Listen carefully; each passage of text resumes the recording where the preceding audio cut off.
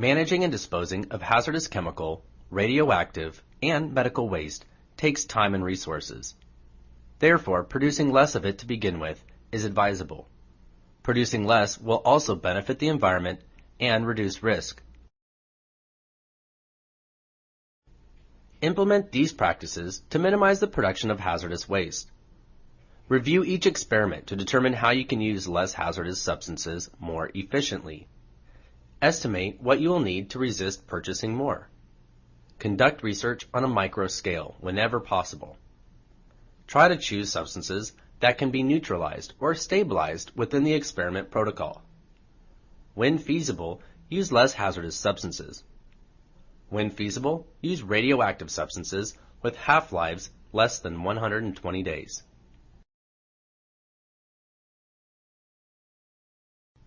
After completing this portion of the course, you will be able to determine hazardous chemical waste, label containers, segregate incompatible chemicals, properly store waste, dispose of waste, manage empty containers, and manage small spills of materials. The first step in properly managing hazardous chemical waste is determining if your chemical waste is, in fact, hazardous. The regulations place a heavy burden on accurately performing this cost-effective assessment.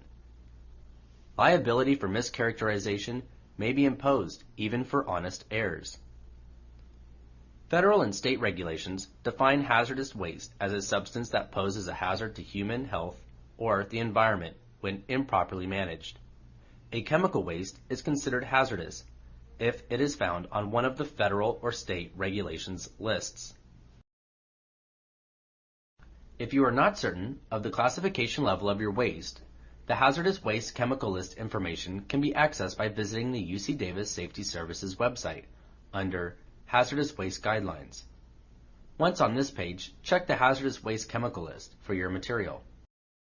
You can download the list by selecting the on-screen link. All waste that is not found on the acutely hazardous or extremely hazardous list can be considered standard hazardous chemical waste. You are required to properly label all hazardous chemical waste. There should never be a container of waste that is not labeled. Labels must be created in the new Waste Online program. This can be accessed by selecting the on-screen icon and logging in using your UC Davis single sign-on credentials. Select the icon to visit the program now. To label a container using the online waste application, you must first log in. Select UC Davis from the drop-down menu. Enter your UC Davis single sign-on credentials and select Login. To create a hazardous waste label, select the New Tag button at the top right of the home page. Select the type of waste. Then, complete all required fields in the Create New Tag page. Select the Save and Print button at the bottom of the page to generate a printable PDF that can be affixed to the hazardous waste container. You can view all hazardous waste tag information for your facility by selecting the navigation icon at the left of the blue header bar and the Tags tab. To move a container to Ready for Pickup, select the arrow besides the tag that needs to be moved to that status. This will alert EH&S staff that there is waste ready for attention.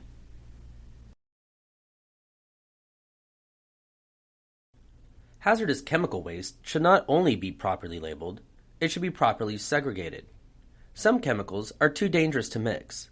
For example, flammable chemicals mixed with oxidizers may cause a fire, and acids mixed with bases generate excessive heat. Knowledge of chemical incompatibility will help you determine which chemicals should be stored next to each other.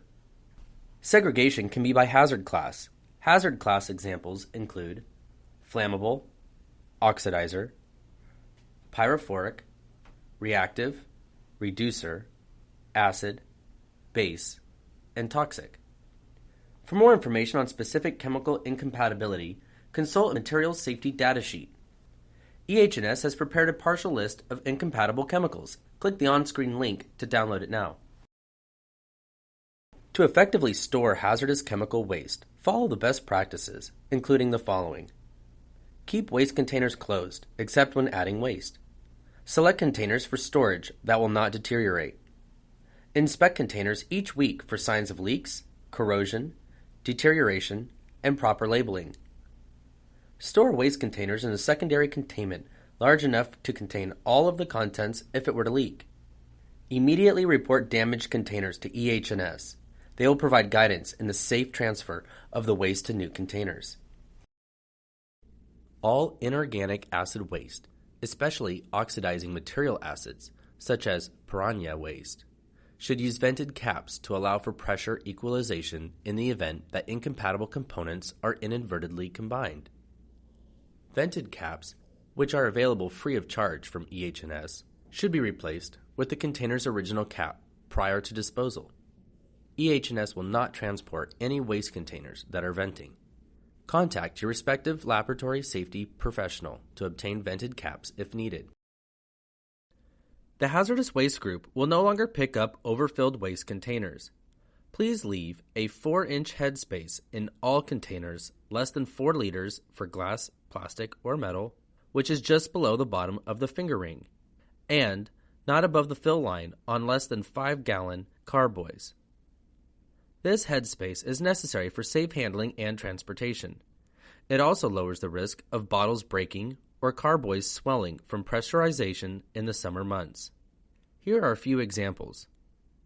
The bottle on the left is unacceptable, while the bottom on the right is acceptable. The carboy on the left is acceptable, while the carboy on the right is unacceptable. Please ensure that your waste containers adhere to the acceptable guidelines.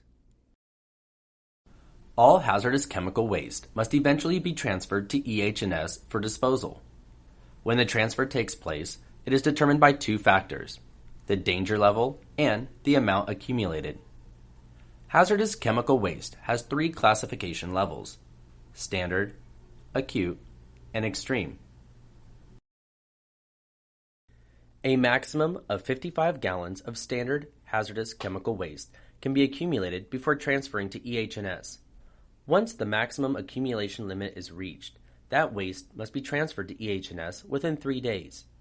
No standard hazardous chemical waste should be stored in a laboratory more than 9 months, even if less than 55 gallons is accumulated. A maximum of 1 quart of acutely or extremely hazardous chemical waste can be accumulated before transferring to EH&S.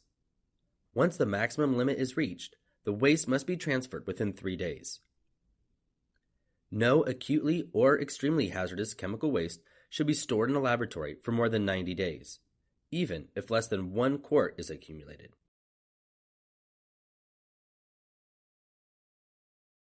In addition to considering the danger level and the amount accumulated when disposing of hazardous chemical waste, follow these guidelines. Full or partially full containers of hazardous chemical waste should not be discarded in the trash can. Hazardous chemical waste should never be poured down the sink or dumped into a trash can. And hazardous chemical waste should never be disposed of by intentional evaporation. Empty containers that have been used to store hazardous chemical materials must be specially handled in order to ensure personal safety and protect the environment. EH&S has prepared detailed instructions on the management of empty containers in Safety Net number 124. Empty containers can only be discarded in trash receptacles if they have been completely cleared of hazardous chemicals. If the container held hazardous liquid, it is empty if no liquid can drain from it when tilted in any direction. If the container held solid hazardous material, including powder, sludge, grease, thick resin, or crystals, the interior surface must be scraped clean so no buildup remains. Aerosol cans that contain or previously contained hazardous materials are considered hazardous waste. In addition to clearing the container, deface the label. Cross out the information with a large, dark marker to make it obvious that the container does not hold the material indicated. Most empty containers can be reused in the lab or recycled through the R4 group on campus. Putting them in the garbage should only be the last resort. There are some empty hazardous chemical containers that must be submitted to EH&S. These are containers that held acutely or extremely hazardous chemicals. You can use the usual chemical waste disposal request to have EH&S pick up your empty acutely or extremely hazardous waste containers. When 1 pint or more of a hazardous material or any amount of an extremely toxic substance is spilled, or, when in doubt, call the UC Davis Fire Department by dialing 911. Evacuate the room, close the door, and wait for emergency personnel.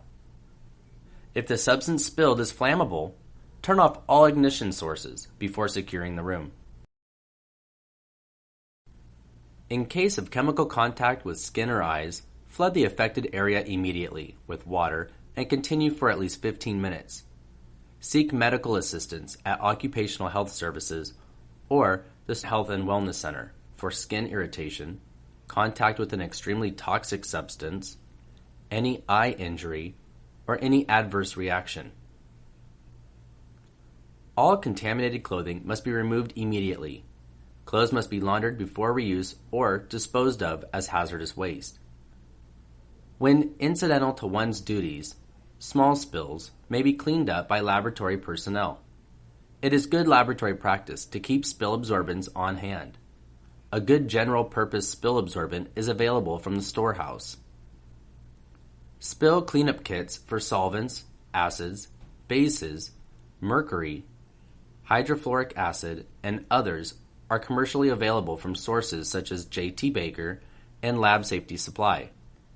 EH&S has provided Safety Net number 13 to provide guidance on the management of spills and hazardous materials in the lab. Congratulations! You have now completed the content portion of this course. Review the learning objectives below and ask yourself if you are able to do the following. Determine hazardous chemical waste, label containers, segregate incompatible chemicals, store waste, dispose of waste, manage empty containers, respond to chemical spills. If you need to review any portion of the course before taking the quiz, use the previous and next buttons to locate the appropriate material. If you are ready to take the quiz, click Next. Note, you will only get credit for this course upon completion of the quiz.